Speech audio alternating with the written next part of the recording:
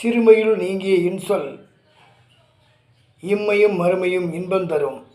இது இன்றைய நாளுக்கான குரல். எனதருமை யூடியூப் ரசிகர்களே, உங்கள் அனைவருக்கும் முதற்கண் எனது வணக்கத்தை தெரிவித்துக் கொள்கிறேன்.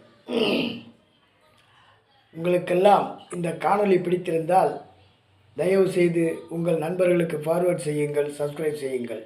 இது எனது அன்பான வேண்டுகோள். இந்த குறளுக்கான விளக்கம் என்னவென்றால், ஒருவன் சிறந்த சொற்களை பேசி பழகுவானே ஆகில் அது அவனுக்கு இந்த ஜென்மத்திலும் சரி அடுத்த ஜென்மத்திலும் சரி மிகுந்த இன்பத்தை தருவதாக இருக்கும் என்று கூற வருகிறார். ஏனெனில் அவனுடைய புகழ் நிலைத்து நீண்டு நிற்கும். அறவழியில் ஒருவன் சிறந்த சொற்களை பேசி இனிய சொற்களோடு ஒருவரை வரவேற்று உபசரித்து பேசும்போது அது இந்த பிறவியிலும் சரி அடுத்த பிறவியிலும் சரி அவனுக்கு நீண்ட புகழை தரும். ஏனெனில் அவனுக்கு அந்த புகழ் என்பது மறையாது, அவன் இறந்த பிறகும் அது வாழும். இதைத்தான் கூற வருகிறார் வள்ளுவர். வணக்கம். இதற்கான சரியான எடுத்துக்காட்டு யாரென்று கேட்டால், நம்முடைய தமிழ் இனத்தை முன்னேற்றுவதற்காக எத்தனையோ தலைவர்கள் மிகவும் கஷ்டப்பட்டு நமக்காக உழைத்திருக்கிறார்கள், இனிய சொற்களை பேசியிருக்கிறார்கள். அதில் குறிப்பிடத்தக்கவர்கள் காமராஜர், அண்ணாதுரை, கருணாநிதி போன்றவர்கள். இவர்களெல்லாம் நமது சமூக முன்னேற்றத்துக்காகவும் கல்விக்காகவும் பாடுபட்ட பெரியோர்கள். இவர்களின் புகழ் இன்றைக்கும் நிலைத்திருக்கிறது. அதனால்தான் அத்தகைய ஒரு இனிய சொற்களை பேசி பழகுவோரின் புகழ் என்றுமே குன்றாது என்று கூறியிருக்கிறார் வள்ளுவர். இதற்கு சரியான எடுத்துக்காட்டாக இவர்களெல்லாம் திகழ்கிறார்கள்.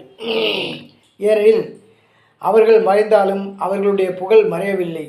இன்றைக்கு மட்டுமல்ல, அது என்றென்றைக்கும் நிலைத்து நிற்கும்.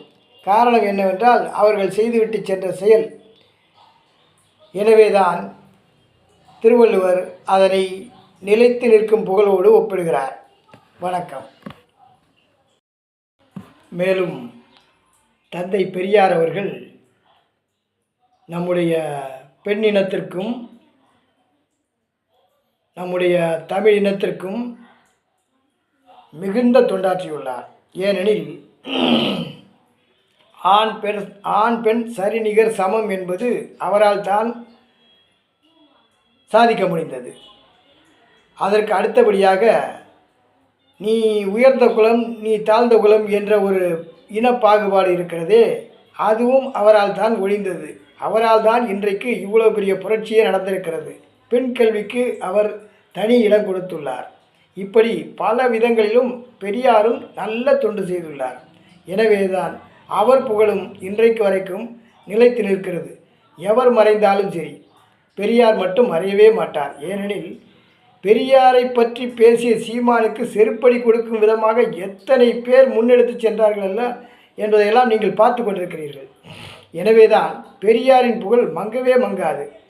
அதற்கு அடுத்தபடியாக அவருடைய சிஷ்யன் திரு அண்ணாதுரை, அதற்கு அடுத்தபடியாக அவருடைய சிஷ்யன் திரு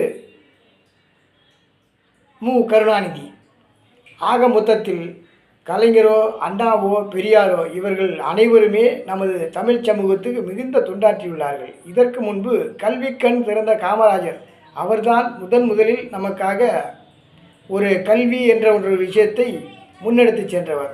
ஏனெனில் அப்போதெல்லாம் மேல் ஜாதிக்காரர்கள் மட்டும்தான் படிக்க முடியும், கீழ் ஜாதிக்காரர்கள் படிக்க முடியாது. ஏனெனில் அவர்களுக்கு அந்த வீட்டு வேலை செய்வது, மாடு மேய்ப்பது, இது போன்ற தொழில்களுக்கு சிறுவர்களை அனுப்பிவிடுவார்கள்.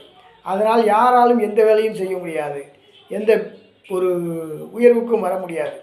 எனவே தான் பிள்ளைகள் படிப்பெல்லாம் பாழாகி போனது என்பதை அவர் கொஞ்சம் சிந்தித்து மதிய உணவு கொடுத்து அவர்களை வரவேற்று அதன் மூலமாக அவர்களுக்கு கல்வியை புகட்டினார். அதனால் தான் கல்வி கண் திறந்த காமராஜர் என்று அவருக்கு ஒரு தனி பெயரே வந்தது.